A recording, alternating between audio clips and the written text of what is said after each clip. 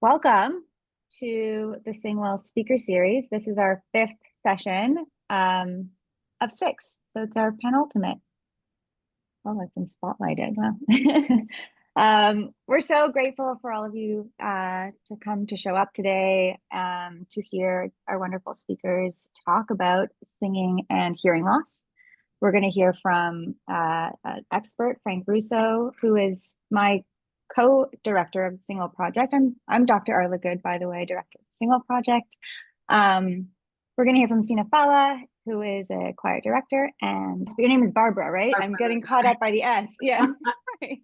Like that's not. It doesn't start with an S. Who sang in the choirs. So we're so grateful to have all the speakers. For those of you who don't know, the SingWell Project is an international research and mobilization project. So we are all together. There's 50 researchers and partner organizations, and we're working together to better understand how singing can support health and well-being of different populations, like hearing loss. And so we work on research projects to better understand what's happening when we're singing together. And then we disseminate, we share the information with the communities that need it. And this is one of our dissemination mobilization activities, which has been such a success. We've had lots of really interesting speakers and lots of people showing up to hear what we have to say, because we have a lot of interesting stuff to say. So we are very, very grateful to all of our organization partners for helping to support this effort. We're grateful to Choral Canada, who is collaborating on this project with us. And we're grateful to our partners in the hearing world, so the Canadian Hearing Society, the Speech, Language and Audiology of Canada. We're grateful to the Chang School, who helped us to disseminate and to share this so that you all found out about it. And so without further ado, I will pass the mic off to Kathy, who will be your host for the rest of this session. Thank you, Arla. And as Arla said, I extend my welcome to all of you who are joining us today. Just a couple of housekeeping things. If English is not your first language, when you logged into this meeting, you may have noticed that captions and language translations are available to help you. And if you haven't already set that up, I think Catherine will put something in the chat to make that easy for you. Just a heads up that we'll have a Q&A following all of the presentations, and this might take us beyond 1 o'clock. So if you have questions during a presentation, just please pop them into the chat. And at the end of the presentations, we'll make sure that they're directed to the appropriate speaker. If you can't attend the Q&A, that's not a problem. We'll be emailing a transcript of the question and answer period following this seminar series today. Before we do start our presentations, we would like to acknowledge that First Nations, Inuit, and Métis peoples have been making and sharing music on these lands since time immemorial. On behalf of the SingWell Project, we recognize the privilege of living, working, and creating on these unceded territories. We honor their stewardship and are inspired by their ongoing legacy of creating music and healing through song. Thank you. As I said, we're so pleased that you're all here to join us for today's conversation about group singing and hearing loss. To get a better sense of who's in this space with us, please take a moment to complete the short poll that Catherine will be popping up on your screen. There we go, just like that. Thanks, Catherine.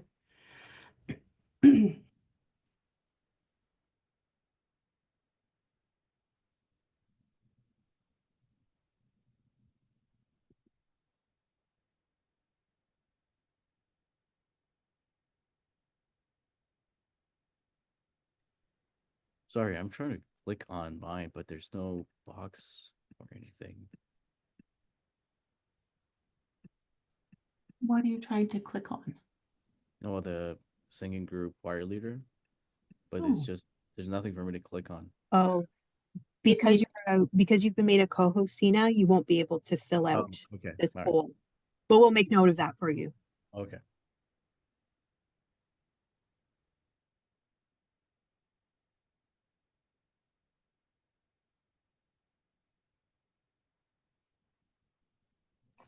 Hello. It popped up and then it's gone. So can you send it on again?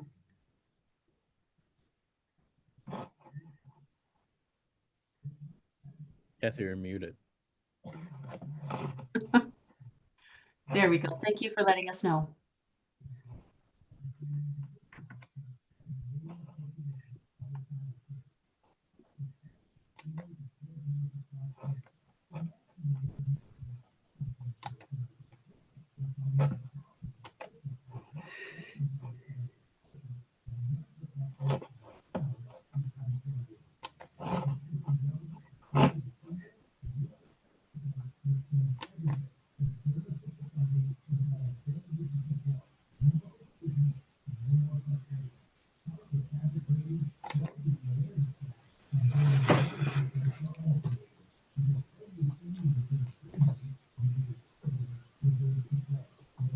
Cute dog.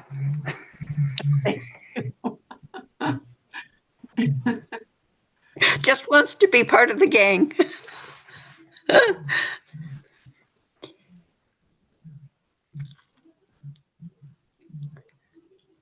Okay, as we just wrap that up, I will tell you that, yes, I do have a puppy in my space with me today, but her name is Joni Mitchell. So she really belongs in a session about singing. So, however, if she does start singing, it won't sound like the real Joni Mitchell. So I'll mute my mic.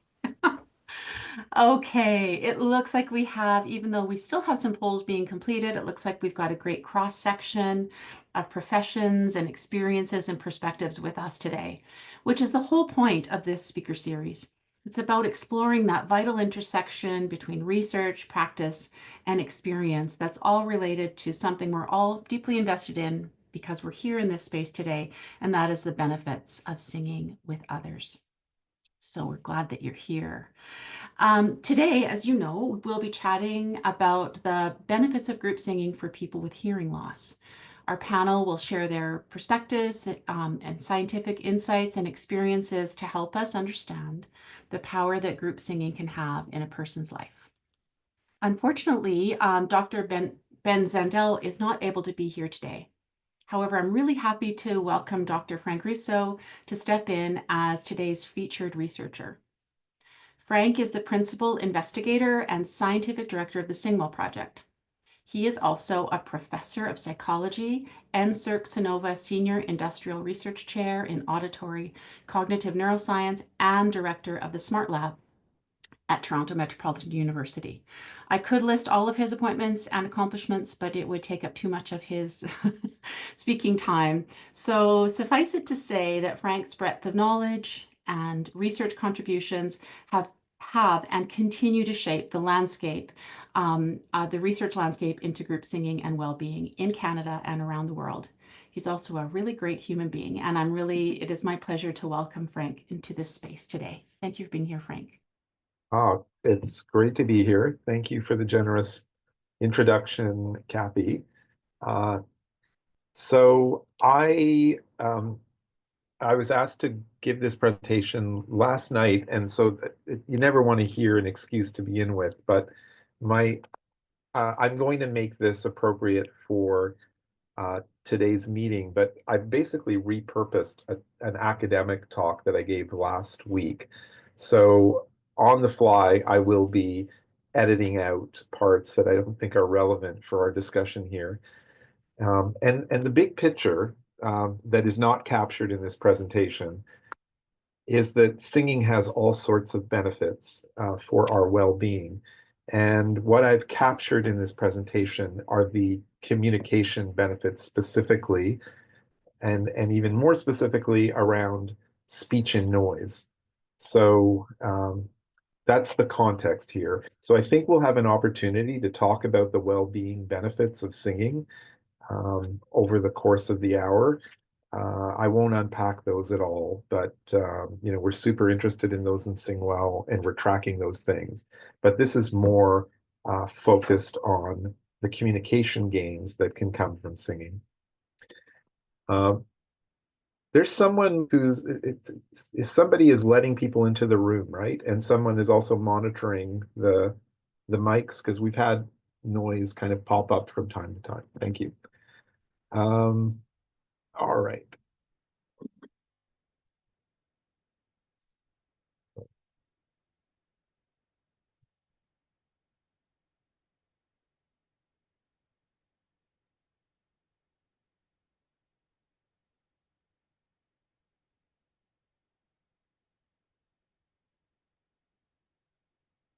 Okay, so I'm getting to singing in particular, but I think when we look at the literature around what singing can do for communication, there's a broader literature when we look at music in general. And there's been this idea in the literature for a while that being engaged in music may help some of our auditory functions, and in particular, our ability to follow speech in a noisy setting. So if you ask audiologists, what is driving people to come see you in clinic? A common response is that people complain about not being able to hear as well as they'd like to hear in noisy situations. There's lots of other issues that come up, uh, infections that lead to sudden deafness. There are more developmental issues. There's typical age-related hearing loss that presents a problem for all kinds of hearing situations, not just noisy situations. But it seems like the thing that really gets people into the office tends to be the frustration they're having with hearing speech in noisy settings. And if music can do something about that, then that's important for us to know. And I have to be true to the science and say we haven't fully made up our mind as a community. I think the evidence really weighs in the favor of yes, singing and music is doing good things for us. And I'm going to present you some evidence in support of that. But it usually takes a long time for scientists to arrive at a consensus, and we're still in the middle of it. And you'll see a little bit of that controversy in the next 10 minutes. So theoretically, why would we expect music to have any benefit for speech and noise or auditory function? In psychology and neuroscience, people talk about this idea of far transfer and near transfer. So what they're referring to is the ability of an intervention to transfer abilities to some other domain. And my argument is that using music to support speech is an example of near transfer. These things are very related. So how are they related? Pitch perception. So we know that pitch perception is critical to understanding emotion in speech. We look at the intonation pattern to determine if someone's sad, happy, angry. The sensitivity to the pitch pattern also helps us understand the intended meaning of someone's speech. So we will create emphasis using pitch and loudness. So the other aspect is speech and noise. The idea here is if you can follow the fundamental, the pitch of my voice, which for me, it's around 110 hertz. If there's a bunch of other voices in the room and you track my 110 hertz voice that goes up and down, then you have a way of pulling out my voice from all the other voices. So in theory, better pitch perception should lead to better speech perception when it comes to emotion, linguistic meaning, understanding, and competing with noisy situations. There's also this interesting new line of evidence around sensitivity to rhythm and how that might help speech. So when we speak, there is a kind of a rhythm. Of course, some speakers are more rhythmic than others. If I was rapping, there'd be much more of a beat to my speech. If I was a Baptist preacher, there might be more precise timing in the things that I have to say. But I'm going to speak in the way that I normally speak, and there is a rhythm there. It's a bit slippery, but it's there. If we get better at tracking the beat, and we know that engagement in music helps us get better at tracking the beat, then we should also get better at speech and noise in theory. There's also sensitivity to timbre or the sound quality. So as we engage in music, we don't only pay attention to the pitch and the loudness and the timing, we also start to pay attention to the sound quality. And we try to hear differences in sound quality between two singers or improve our sound quality. In theory, that should also help us with understanding speech emotion, and it should help us with speech and noise. So that's the theoretical argument for why singing should help with speech and auditory function. Now we're going to jump into the brain for a minute. So there's a response, an electrophysiological response that we can get from the brain by putting electrodes on the scalp. That's called the frequency following response. So this is one of many tools that audiologists might use. It's not the first tool that they would use, but what we think is going on when we measure the frequency following response is we're measuring the fidelity of the auditory system in the brain. And there's been a body of evidence to show that the frequency following response gets stronger in people who are regularly practicing music. So I'm going to give you an example of me playing back an EEG recording, which is a frequency following response. I'm going to play back two brains, and I want you to listen to the sound quality of these recordings. What we were recording was the brain's response to da, the syllable da. It's quite an awful experiment. Some of you in the audience may have participated in it. It's awful if you pay attention. If you tune out, it's fine. We present da about 20,000 times, and you sit there and you watch a silent movie, and we're recording from your brain. And your brain might sound like this.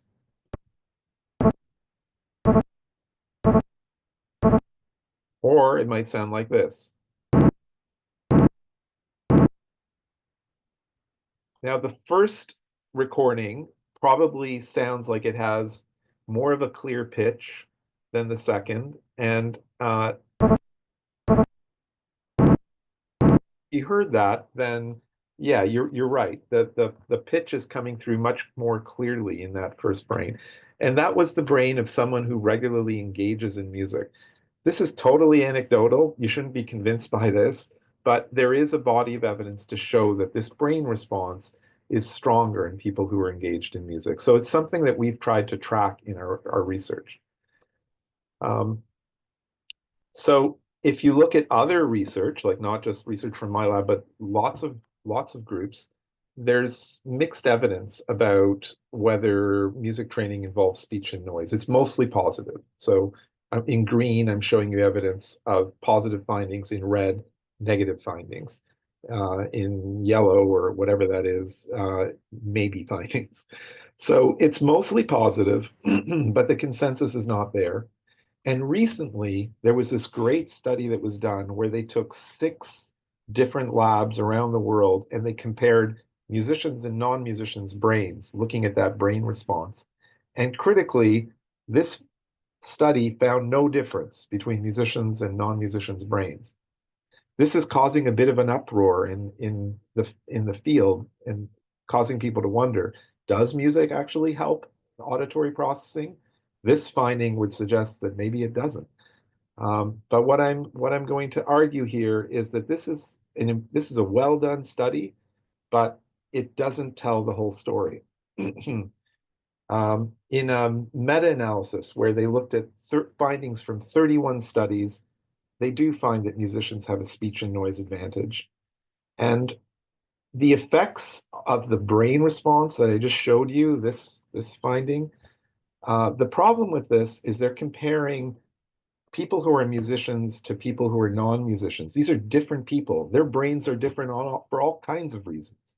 Some of them eat 3 meals a day.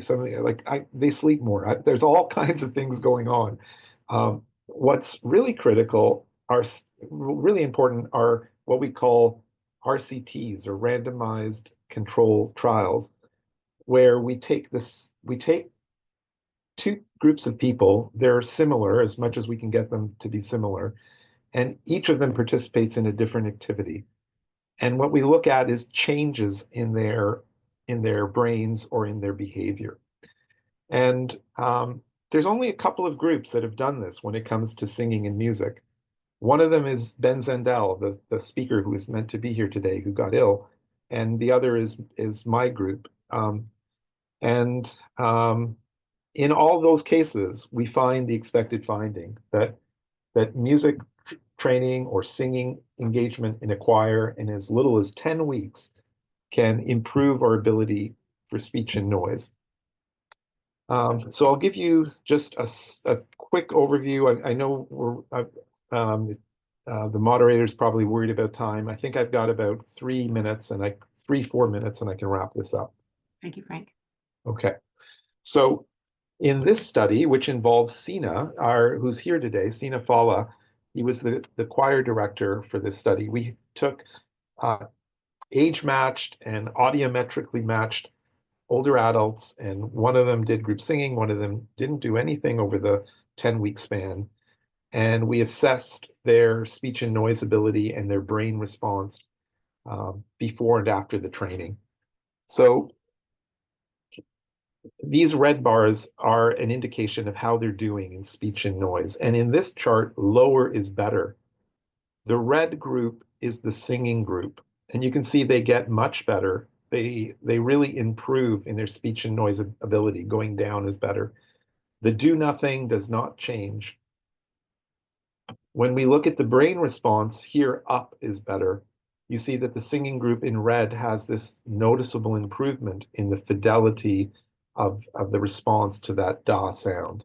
So here we took, one group of people and we looked at them before and after the training, and we see this clear effect of the training. In another study where Sina, again, was our choir director, we took older adults, and some of you in this audience may have been involved in this particular study. We took older adults who are using hearing aids, and we had 3 groups, a group singing, a music appreciation group, and a wait list or a do-nothing group. This time it was 12 weeks, and we have the same outcomes I described earlier. Here, the speech and noise effects, I know this is a bit hard to see. I'm just going to explain what you're looking at. The red group is the do nothing group here, and there's no improvement. There's a very slight improvement in both the choir and the music listening groups here. It's not as strong an effect as we saw earlier, and this might have to do with the fact that they're wearing hearing aids. They're a little further along in their hearing loss.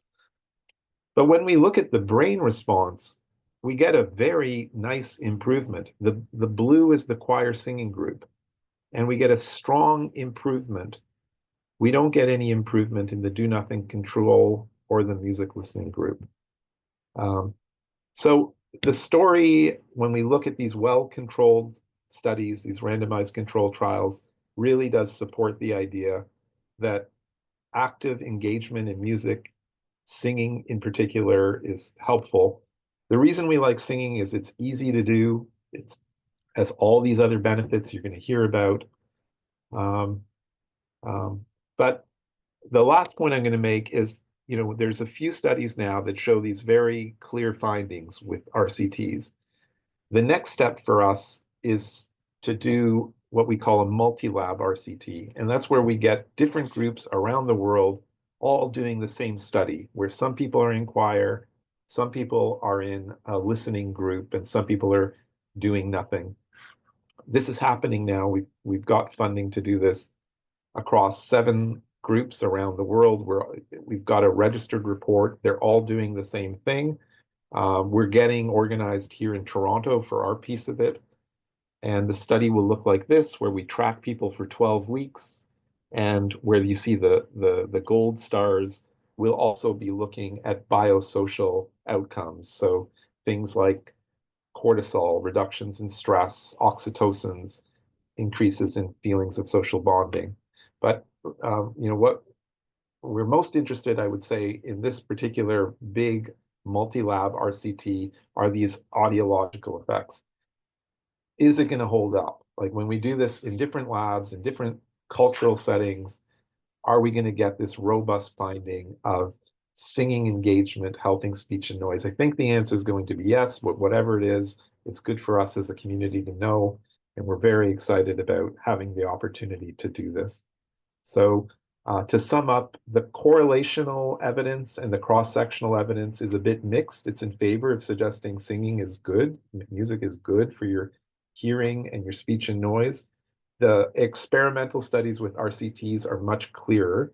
They paint a clearer picture, and the future work will really make this clear. This multi-site study will allow us to shout from the rooftops, if you like, as to what we think we know about singing and hearing health. So thank you. That's all I have. Thank you so much, Frank. That was so interesting. Thank you for laying out your results and not just the results, which are very interesting, but also bringing into the conversation that we're not in agreement yet, but we're working towards that, and the scientific rigor that comes with that helps us to draw stronger conclusions. So thank you for establishing that. Yeah, that's really great. It's perfect timing to mention that, as Frank mentioned, SingWell is establishing a multi-site study for hearing loss. And so we'll be sending more, for those of you who might be interested in that, possibly participating in it as participants, we'll be sending more email when we have more information to share. So be watching for that. Thank you. Thanks again, Frank. I'm now happy to introduce Sina Fallah. Sina's story is one told in music, with a particular emphasis on using it to help others. In addition to his, considerable music and leadership skills, he holds a bachelor's degree in psychology from the University of Toronto. His knowledge and expertise and combination of those expertise has led to a vibrant career in providing group singing experiences to populations in need, in particular in the mental health community. In addition to his work, as Frank mentioned, he has been a key collaborator in the SMART Lab since 2009. He's also the founder and director of the Center for Music Education and Cognition, which is an interdisciplinary music education center providing lessons to individuals with cognitive and perceptual challenges. We're really happy to have you here with us today, Sina, and look forward to hearing what you have to say. Thank you, Kathy. Well, first, I'd like to thank Dr. Russo for that wonderful presentation. And I don't think my speech will be as long, and to be fair, Dr. Russo had a lot more to cover, and I think he did a wonderful job covering years of research in such a short period of time. Yeah, this particular population, we ran, I believe, in 2019, so it's been quite some time since we ran these choir sessions. And in selecting the songs, given the population, I basically wanted to consider three things. Number one, and most important thing for me was that the songs had to be engaging, because we had to sing these songs for 12 weeks. Each session was an hour and a half, 90 minutes of singing.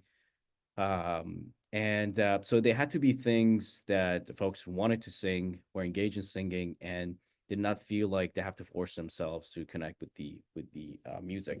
And so in order to do that, I generally select songs that have already stood the test of time, songs that are classics, that are known to be enjoyed over and over again over the decades. So that's number one. Number two was at least some selections that had simple melodies and limited tonal range. And the reason for that was one of my goals was to see if at least on one or maybe more of the songs, we could do harmonies. We could do multiple voices, because as Dr. Russo mentioned, we wanted to sort of exercise that region of the brain that involves them, I guess, listening to themselves as well as listening to others, or being simultaneously aware of two different auditory stimuli at the same time. That was another consideration. And the third one was having at least some songs that are very wordy, songs where you constantly have to say, it's, I guess, narrative songs, mostly would be country music and folk music and things like that, where you're constantly saying different words and describing things. So those were the three things I considered. And generally speaking, from my experience with the population, was they're very, very cooperative, very nice. Everybody in the class enjoyed singing. There was no real resistance to the songs. Of course, there are some songs that are more popular than others. That's understandable.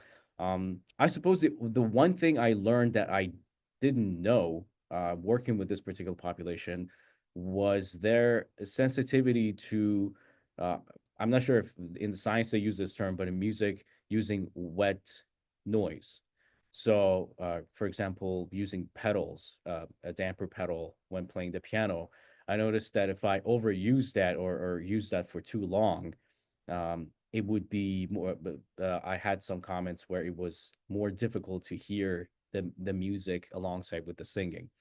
The one good thing we had was that we had, I believe, a number of individuals, volunteers from the lab who were singing along with us. So it wasn't just my voice singing; it was a number of other folks who were also singing along. So there was the vocal part was beefed up. But that's the one thing I learned. And for instance, if we were listening to get to listen to a piece of music on YouTube, listening to live recordings was more difficult than studio recordings. So basically, if whether it's live performance in the sessions or listening to a video, obviously it would be easier to process the auditive information if it was in a it had more contrast, I guess, and it wasn't very murky. And we covered, I would say, anything from the 30s to the 50s. There were probably some exceptions of songs that were later, but mostly timeless classics. Generally, the songs involved singing some portions and then humming the main motif and then coming back to the singing portion again. I always use an instrument, either a guitar or piano, to play along with them. And there was vocal exercise involved as well. So we would start off the sessions with breathing exercises and vocal exercises. Vocal exercises would involve um, rhythmic exercises, so counting, or anything to do with that nature, and harmonizing. So, I mean, before we could even harmonize, for instance, we had to work on being able to sustain the same pitch as much as possible together, sustain it for a reasonable time, and then gradually break that into two different voices. And if I divided the class into two groups, whatever voice one side did, we would flip it around to try to keep it as balanced as possible, just in case, let's say, one group happens to have, two stronger singers. We would try to balance it out. And I did spend some time also talking a little bit about the basics of theory. So, for example, for singing major thirds or minor thirds or fifths or fourths, just for their information. Generally, from my experience, I realize that people like to learn those things, and it makes it engaging. And of course, included in the 90 minutes was a tea coffee break, which was very important. Now I'll just put it in brackets here. I think Dr. Russo had the foresight to know that, and even Arla, that the social aspect is important in these sessions, but I don't think we truly understood how important that was until the pandemic happened and realized how important the social aspect is. And so from the get-go, that was something that we also included into the sessions to make sure that we not only just get together, sing like we're doing a duty, but we're also chatting, getting to know each other. And we would come back and after the break and sing some more songs. And that's about it. And on my end, I think I tried to be engaging as possible. And I understood that people came from all over town, and it wasn't easy to come at that time to the campus. So you had to be aware and respectful of their time and of their effort. And so I definitely wanted to make sure that it was something that they wanted to come to, that look forward to coming to, and they wanted to come back to week in, week again. And that's basically it. I mean, I had those 3 items in mind when selecting my songs, and it seemed to have worked out. Thank you, Kathy. Thank you, everybody. Thank you, Sina. You're right that the choosing of music is one of the most challenging things for a leader, any type of singing group. But when you're choosing music for a specific communication challenge, there's some really unique considerations to make. So thank you for sharing that. And I was jotting down some questions myself, which I will save till later, but just as a reminder to everyone, as you're listening to people's presentations, just jot your questions, put your questions in the chat, and then we'll make sure that they get answered at the end in a really efficient way so everyone gets the information that they're after. Thank you, Sina. That was really interesting to have that leader's perspective. And thank you for sharing your time and your expertise and your passion for doing that with us today. Yeah. I'm really happy now to introduce our participant, Barbara Lazar. Barbara is an extrovert, a lover of music, and an active volunteer in local and international initiatives. A former teacher, she is also quite literally a giving person. She shared with me that she has donated blood 174 times in her adult life. She has also struggled with hearing loss for the past 7 years. And as she adjusted to that new reality, she heard about and joined one of Sina's hearing loss choirs and was thrilled to discover that she could still feel music. She is here to tell us more about that experience today, and I'm really happy to welcome you, Barbara, to this conversation. First of all, thank you for inviting me to participate in the Zoom. I hope that my comments offer you some insights and help in your research because, sorry, I don't know how to place my head to make it work. But anyway, I was gifted to be in the choir, and I appreciate and I still honor and love Sina to bits. What you gave us is immeasurable, just beyond. So thank you, Sina. And thank you for asking me to do this. I love you too. I've written some comments and I'm certainly open to your suggestions as we progress or at the end. So here's the scoop. In a few weeks, I will turn 72, and yes, I'm going to be donating blood on my 72nd birthday. Go figure. For 65 years, I was very fortunate to hear perfectly well, and I am sort of embarrassed to admit that I took it for granted because I don't often take things for granted. My father had hearing problems, and for many years we couldn't speak over the phone. He lived out of town, so it was very lonely and isolating for him as well as for me and my sisters. So when I found that I was hearing impaired, I was not looking forward to a repeat of those times. Fortunately, technology and medicine have improved substantially. Yes, I am very musical still. I grew up with ballet classes, folk dancing, teaching dance, performing. In high school, I took instrumental music, played in the concert band. I sang in a choir, and as an adult, I have sung with many amateur choirs, including Sina's. And I'm grateful for all of that. As to this choir, I first saw a notice on the Ryerson bulletin board when I was taking an evening course there, so I thought I'd check it out. And I'm absolutely delighted that I did. Being with others who understood each other was wonderful because we all got each other. Sina was creative, endlessly patient, supportive, and fun, and the participants reflected his attitudes. One thing that I did to adapt to my hearing loss was to sit with my good ear to the other singers in my voice in the alto section. It was difficult for me to hear in stereo, but then again, all of us in the choir were dealing with our own and differing abilities, and somehow we managed just fine. But my brain was tired at the end of each session. It took a lot of work to sing in that pleasurable activity. And I was glad to have the subway ride home to just sort of decompress, if that makes sense. one aspect that fascinated me was that for one song with a rhythm I just couldn't seem to get, I asked if I could stand behind the singers, and of course Sina said yes. So I did, and I moved to the rhythm. It was complicated for me, and dancing it seemed to make it okay. Maybe it was because I could feel the rhythm more than hear it. Maybe it's because I dance easily. Whatever it was, the option to dance it helped significantly for me. But nobody else wanted to do that. They did what worked for them, and I did what worked for me.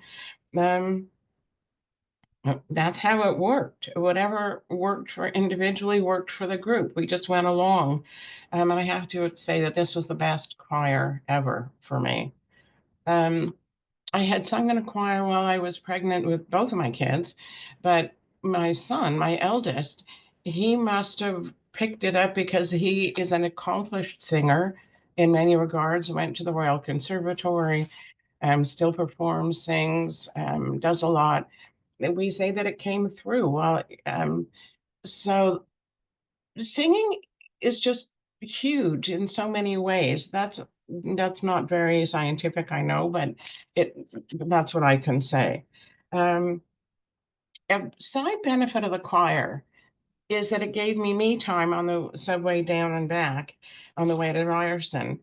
I people watched, I daydreamed, and near the end of the course, I used the time to write a song of tribute to the choir leaders, including Ella and Sina, and to the participants. And we sang it at the final party. We had a blast doing it. We had become a very close-knit group. It was very sweet. So when Sina talked about the social, yeah, it was a big element. We had a common starting off point coming into the choir, and we just expanded and grew from there. It was wonderful. I didn't realize it had such an impact on the choir leaders, but Sina said they posted the song lyric in the lab, smart lab bulletin board. But anyway, so there you go. Singing, I'm the only one really in the family, well, because I'm the oldest, who sang as much as I did, but my son's coming pretty close. But my family is hugely supportive. So our daughter, who's pregnant and due today as we speak, but she's not there yet, she knows and has known from the get-go that I'm going to be the singing grandmother because it's got to come through. And even though I can't hear well, baby's going to be singing too, whether baby gets it or not. Singing is huge. I've always been a fan of it. But my family's very cute because now that I'm hearing impaired, I have gotten used to working in quiet. I read in quiet. I edit books in quiet. So I take what I call my ears out. So every once in a while they'll say, "Do you have your ears in yet?" When I mean, it's semi-jokingly, it's semi-serious, but it's hard on my brain to hear speech. And so when Frank had spoken about speech in noise, I have learned unexpectedly and not deliberately to lip read. So there are times in this presentation when I'm watching whoever is speaking, sometimes I'm reading the text. I didn't plan to learn lip reading, it just happened out of necessity. And so when Frank was talking about the emotional, yeah, I have to be face to face with the person I'm talking with. It's useless for somebody to speak behind me, useless for me anyway. So I will hear something, I'll turn around and say, "I'm hearing impaired," and they automatically apologize, but it's not that they knew. So when I say that I need to see you to lip read, they go, "Oh." And then I get the speech and I get the emotion that goes with it. So it's just something I grew into and my family along with me. Um, um, what I have done as I graduated from teaching, because I retired after 36 years, I became an editor.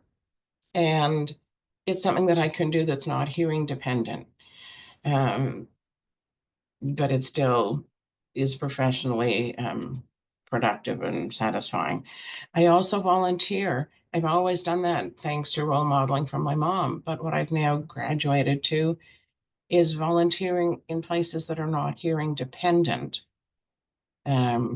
It's just something that I morphed into. I do flower arranging for a friend's cafe.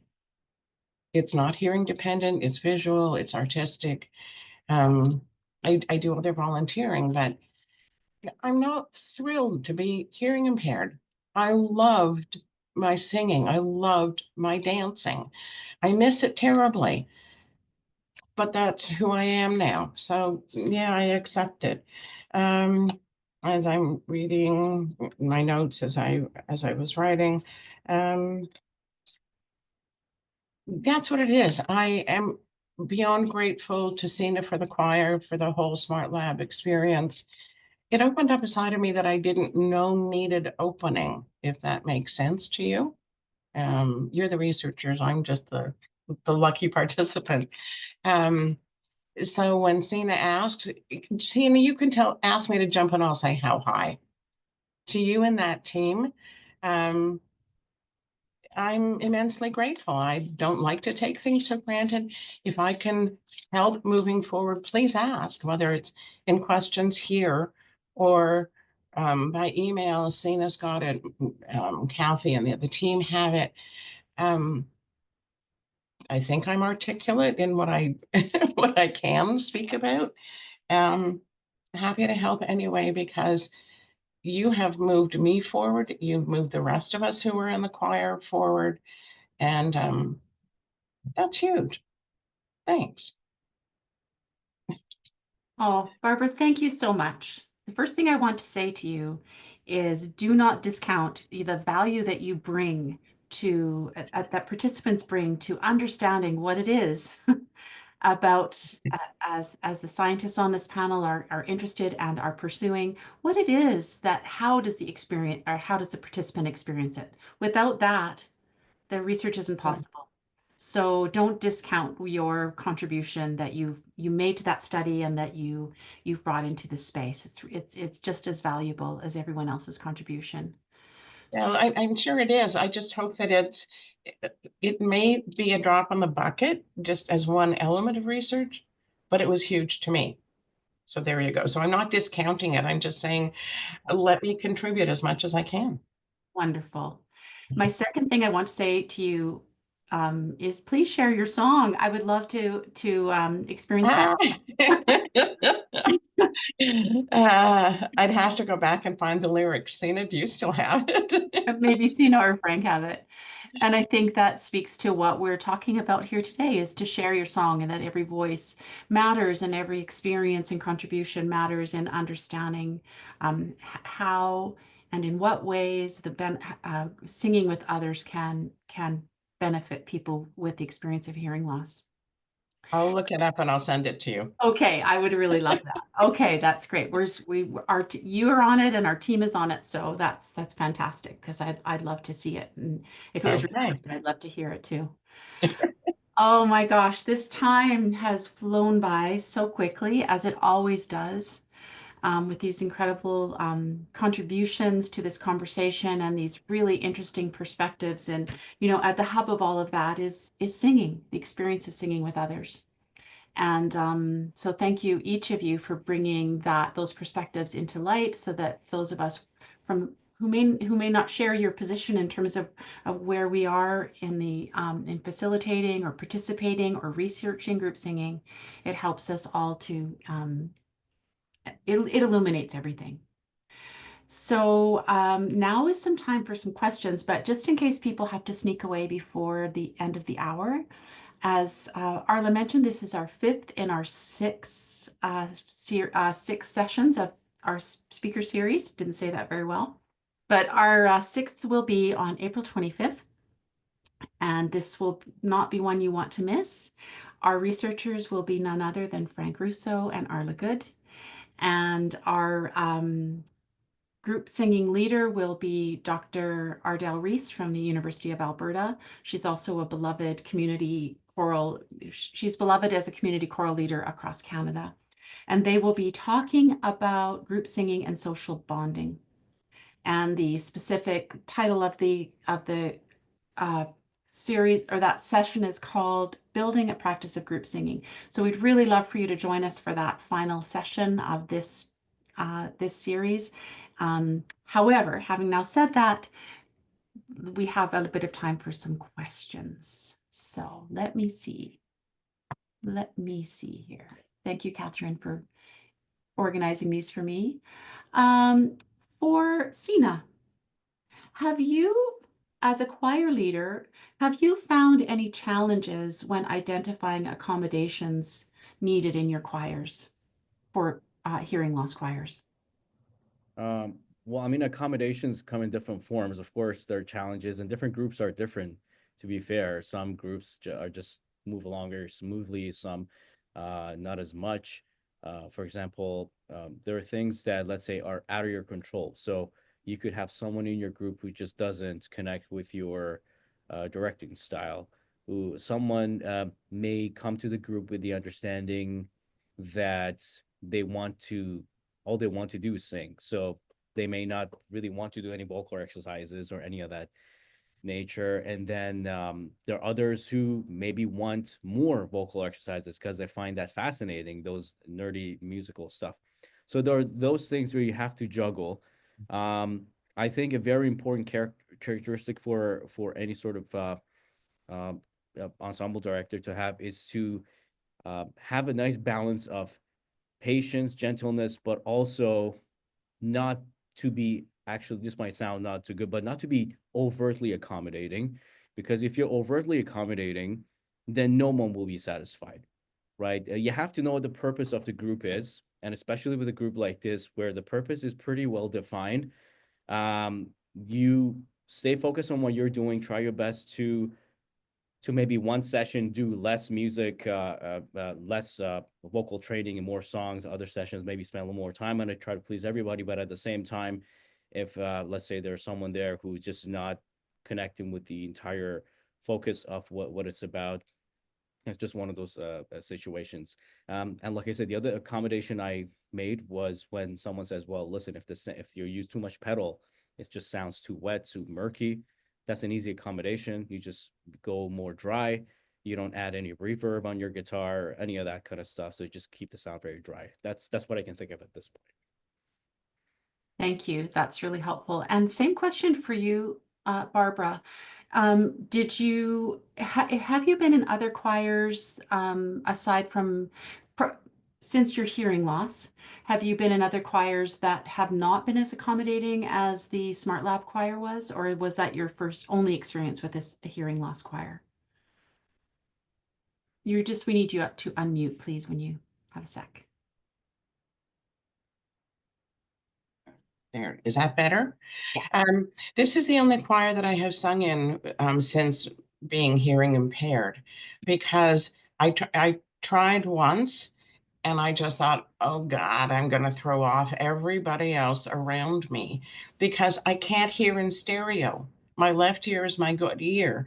So if I'm sitting at the end of the alto section where I could hear the rest of the altos, I couldn't hear the surround sound of the choir, and I just didn't think it was fair. So what's kind of funny is that when we've done car trips when our kids were young, we used to be the driver's choice of music. And we got, the driver could sing along and the others would just go, oh God. It was very funny, but it's because I couldn't hear as well as I wanted. So I didn't bother singing along, so I didn't want to throw them off. And that's only the other 3 family members. So I couldn't do that to a choir. I just couldn't do it.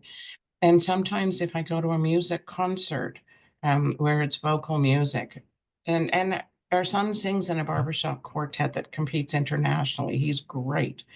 But I have to sit sort of in a corner because I don't want to throw off anybody else that I'm asking my husband what's going on. It's frustrating because it wasn't always that way. So I don't sing in other choirs. I may go listen, but I go in knowing that I'm handicapped because that's how I see it, knowing that I'm not going to hear the surround sound or the full sound. Disappointing, but I think that by being in Sina's choir, it was a bonus. It was relaxing because there was no judgment on the part of any of us in the choir.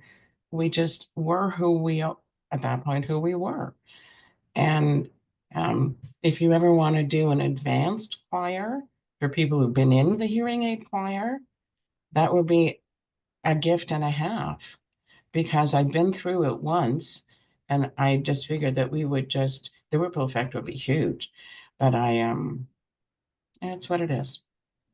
Well, that's a really good point, is that progression as musicians too, and in that social, the community that grows and wanting to continue belonging to that. Frank, I have a question for you, actually.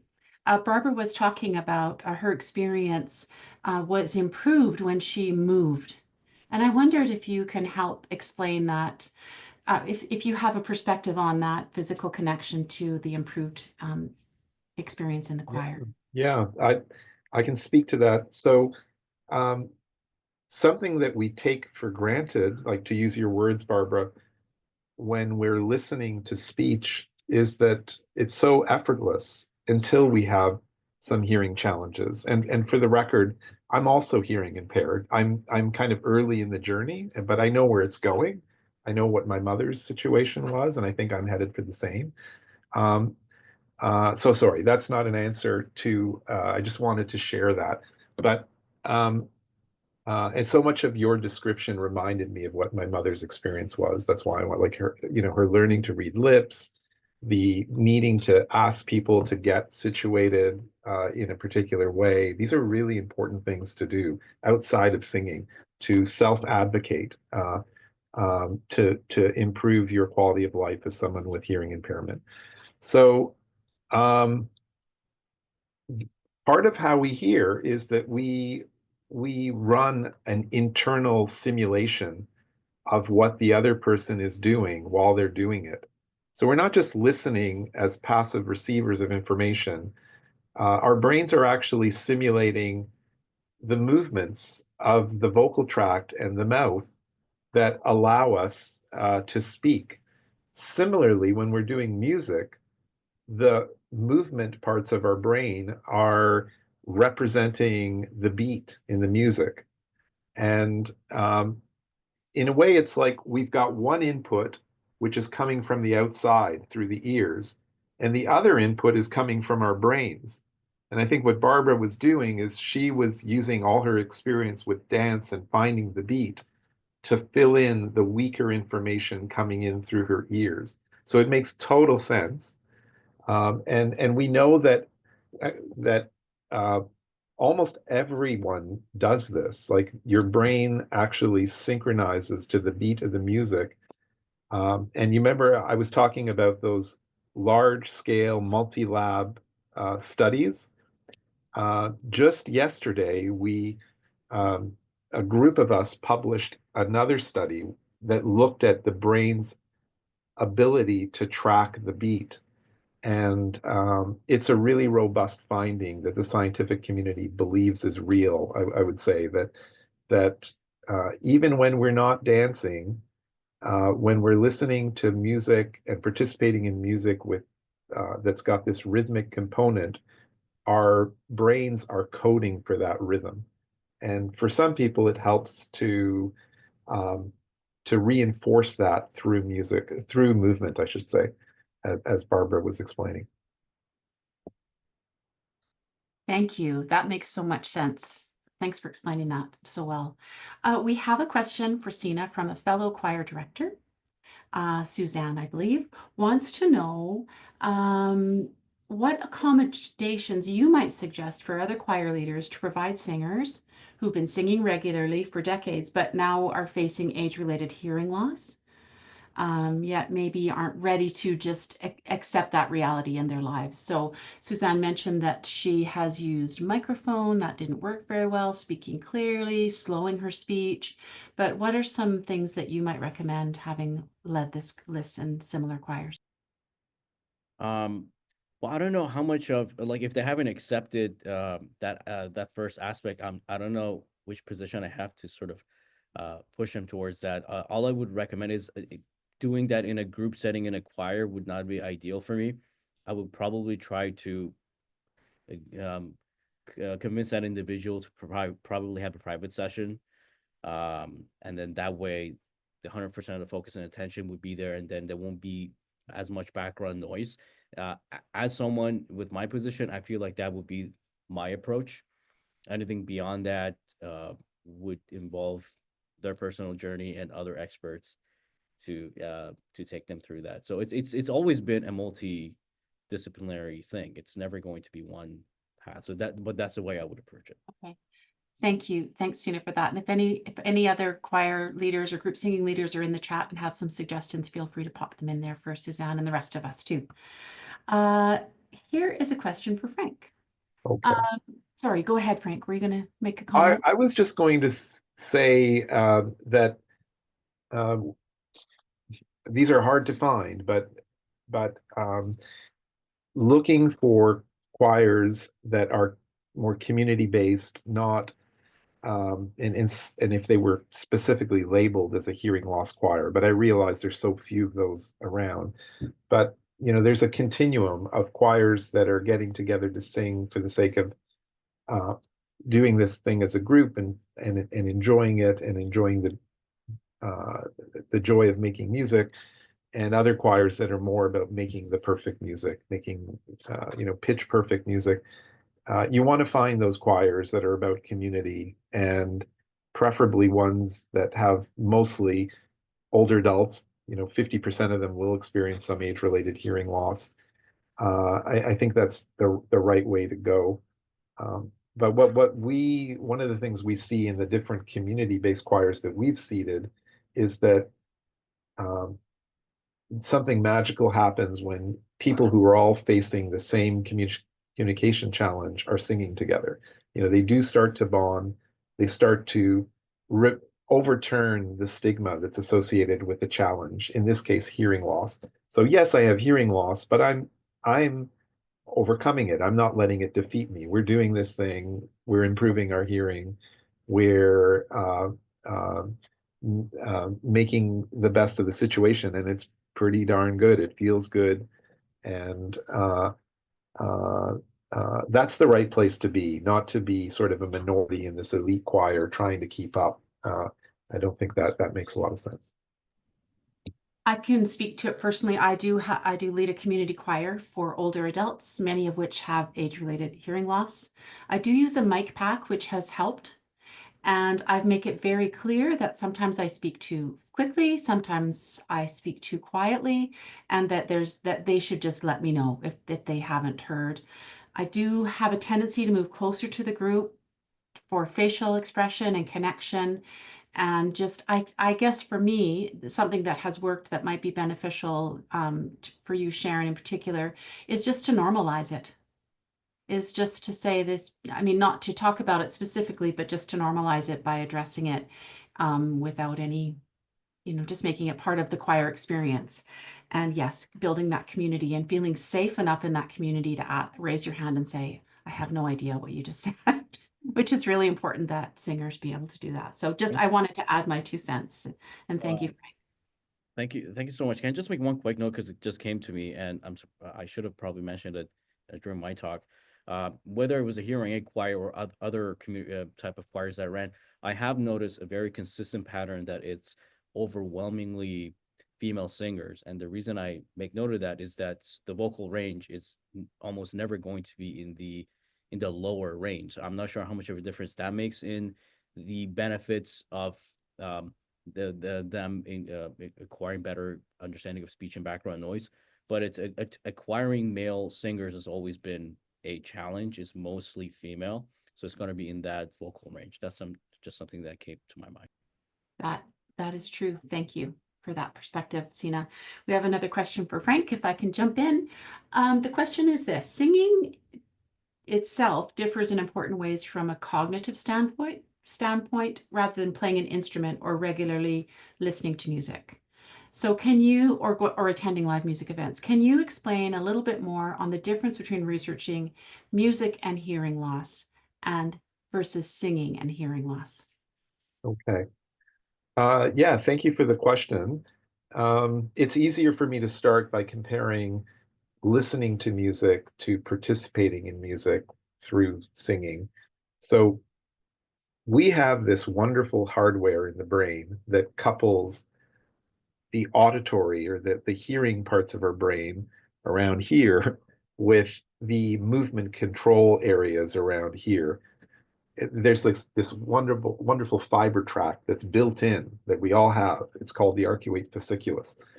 And what happens when we sing is that these areas are tightly coupled. So we're predicting what we're going to produce. We produce it, we hear it, we make these minor corrections. It's all happening dynamically without our conscious awareness. We're a little off pitch. We don't have. Sometimes we hear it and we notice it and we say, "Oh my God, I'm way off pitch." But more often than not, this tight coupling that I described creates a self-correction. And the more we do that, the more refined our hearing ability becomes. So that whole process of prediction and air and correction doesn't happen when we're just listening to music. There's lots of benefits of listening to music, like emotion regulation, and yes, you can even become a better listener by listening carefully, but it doesn't compare to singing with others. There's something really powerful about singing with a group because their choirs will drift in pitch and the tempo will drift, and you have to be attuned to that and moving along. So it's great exercise for this network that I described. This also happens with playing a musical instrument.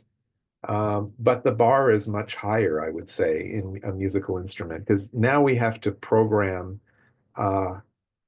movement control that may not be there to begin with. So it takes people, a good 6 months before they're enjoying the benefits of all of their hard work.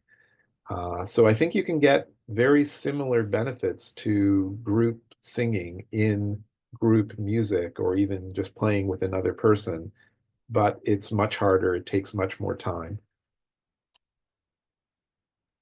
Thank you for that. And I think we'll be talking a little bit about that immediate social bonding that can happen when we sing with others at our next session. And it brings up more of a comment than a question from me that both Barbara and Frank touched on, which is the loneliness and isolation that comes with hearing loss. And so being invited into a space where we can continue to enjoy music or experience music in an enjoyable way for the first time through expert leadership and compassionate leadership really can make a big difference in people's social lives and their social and emotional well-being as well. So I think that's really important too, that you both have brought up, and I just wanted to magnify that a little bit. We have a couple more questions here.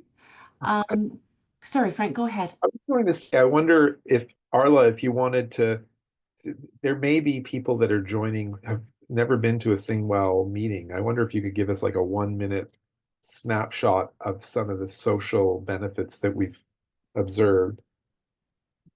Sure.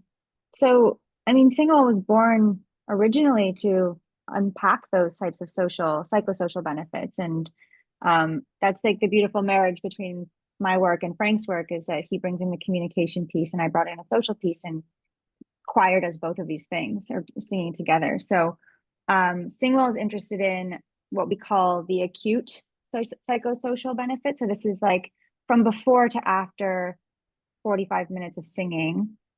We see increases in mood. We see feelings of social bonding. Frank mentioned a little bit about the hormones. So we see decreases in cortisol. We're also looking at oxytocin, which is the love drug. Jury's still out. This is a really complicated topic.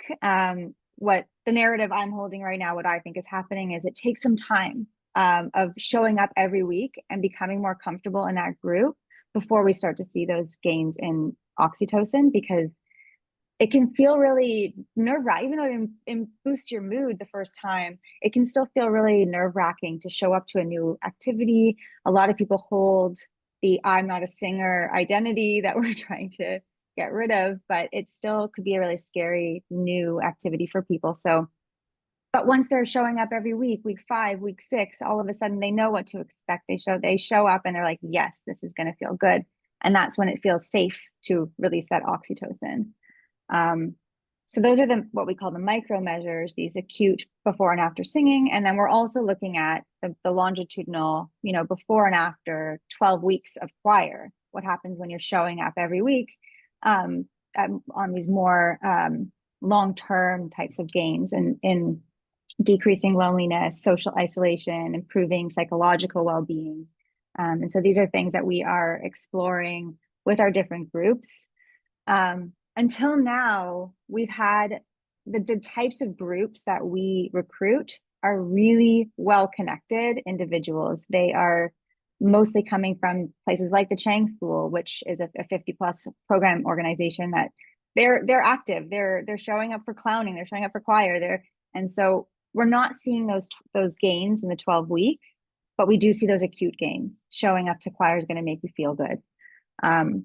But we're really excited to be working with new organizations in order to access individuals who are isolated, who aren't involved in these types of programs already, and to see how showing up every week to choir might be able to support them psychosocially. Thank you, Arla. Super helpful. And that longitudinal piece, which is, what the benefits of group singing over a period of time are complex, but also tap into the leadership qualities that Barbara experienced and said were so important to her, and Sina expressed as well.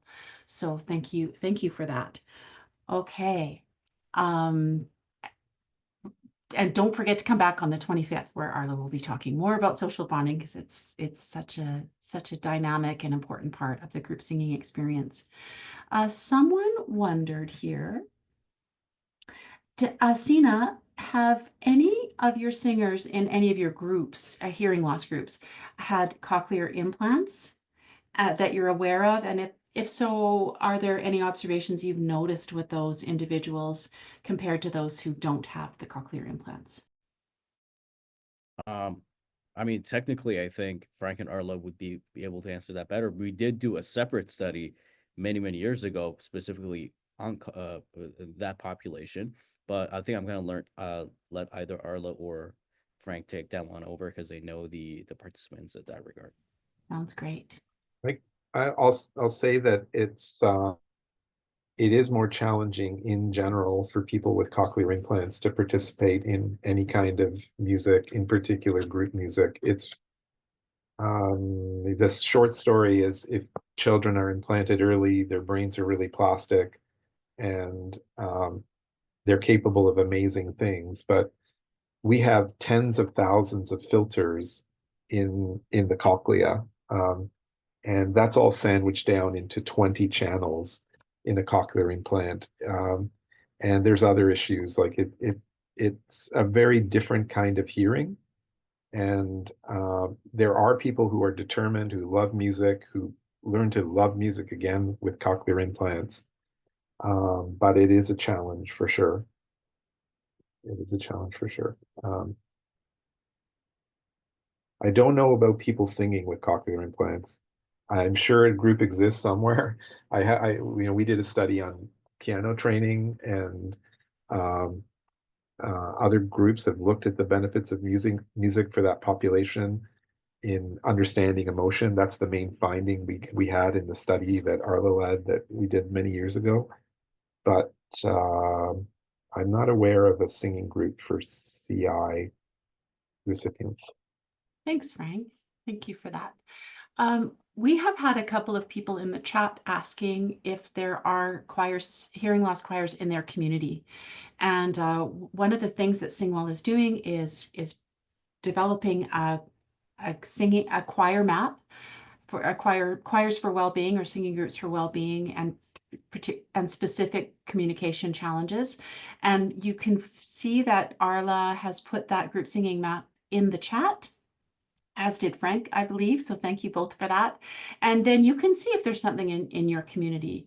If you are someone who is thinking you'd like to start a singing group for people with hearing loss, if what you've heard today has inspired you to consider starting that in your community, please let us know. And if there are ways that we can support the initiation of that, we may be able to support you in that by offering some advice. We do have a best practices guide that will be released. At least the first edition of that will be released in the near future to you, and more specific guidelines for each communication challenge will be coming out around that. But that hopefully that's helpful. One of the things that SingWell really wants to do is to mobilize and inspire and support group singing as a tool for increased well-being and increased communication across Canada and the world. So thank you for that. I don't know. Are there any other questions in the chat that I missed, Catherine? Nope, but this is everyone's last call. If you have any questions for our speakers, please leave them in the chat. Okay, and there's my dog. She would like to know if she can go and have some water. That's Joni's question. I just want to thank you. I've written down lots of questions, but that would open us up to a long stretch of time. But I want to say I think it's great that Frank knows his voice is 110 hertz. I think that's really interesting. I might be exaggerating a little bit, probably more like 120, Okay. Yeah. Again, I love that you know that. Sina, a question that I have that should be a fairly quick answer is, you talked about harmony and the holding of that space for those two, individual lines and the potential benefits of that. Did you ever use canons in your work, rounds or canons, and did you find those to be beneficial sources of material for you? Sure, absolutely. And that's actually a great exercise, as you would know, for trying to listen, be aware of what you're singing, but also listen and be aware of what the other person is doing, because that's also a harmonizing and counting challenge at the same time. So we did that. And then whenever, like I said, I would do it with the AB group, I would reverse it, make sure if one group was singing a tonic, now switch it up, the other group sings a tonic. For sure. Yeah, that's a really, really fun exercise. It's really good too. Okay. And my last question is to Frank, because unfortunately, so pleased to have Barbara here, but she had to slip away. Barbara spoke to a brain fatigue that happens. Yeah. Like a cognitive, I'm not sure how you would explain it, but I think it would be beneficial for us to know how group singing sessions could be shaped to minimize that, or things that we could do to mitigate it towards the end of a practice so people aren't leaving feeling really exhausted. Yeah, I don't have all of those answers, but what we call it is listening fatigue.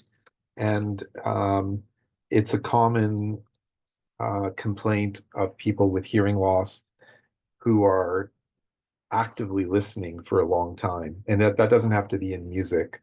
If you're in a workplace where you have to be actively listening, people with hearing loss are fatigued. And the reason for this is that we have to borrow cognitive energy that we would otherwise use for other things like working memory, decision making, to support our listening. And we have to do that when we have hearing loss and we're listening actively and singing as well. There's no getting around that. But in a way, it's a good kind of fatigue because it's like a workout for our auditory system. I wouldn't be afraid of it. I think it's far more, for all the reasons I mentioned, I think it's a focused kind of training that should help our speech and noise ability. What can choir leaders do? I think they can be aware of that and not have the singing sessions go on too long, because there will be members that are really fatigued. The coffee or the tea and cookies, it's a win on multiple levels. allows for those feelings of connection to form into real friendships. That's you can't sacrifice that if you're leading a group, and to keep the material relatively simple. You know, we're not getting ready for Carnegie Hall here. We're exercising our voices and our auditory systems and enjoying this very human activity together. That's why we're all here. Thank you. That's a great answer. And it goes to Sina saying, you know your purpose, know your why. Sorry. Just a second. Okay. I apologize.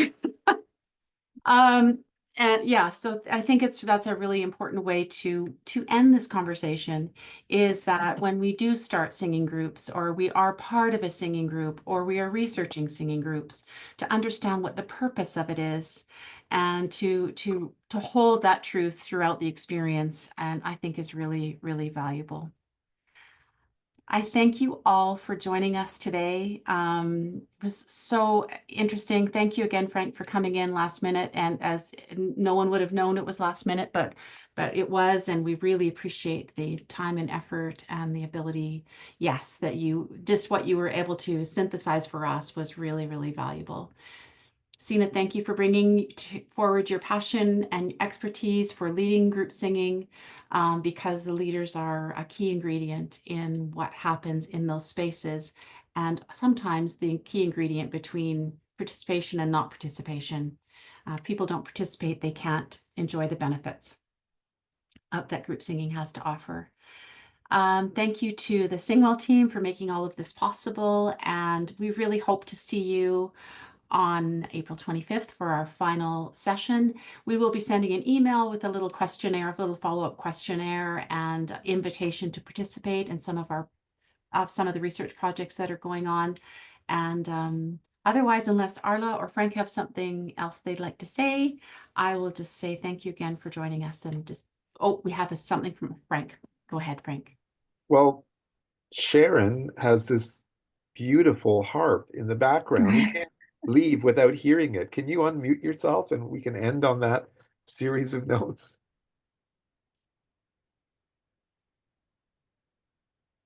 We just need you to unmute, please, Sharon, so that we can enjoy your music.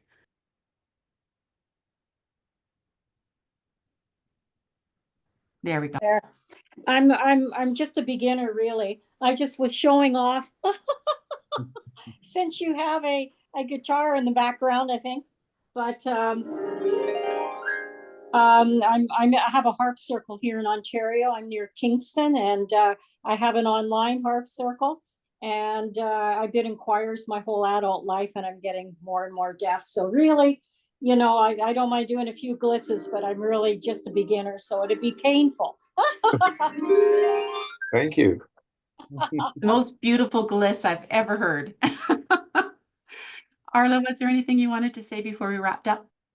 Well, I just want to say a big thank you to you, Kathy, for all of your efforts with the speaker series and for facilitating. You do such a beautiful job bridging together these different worlds of science, practice, and the lived experience. So big thank you to you for all this hard work.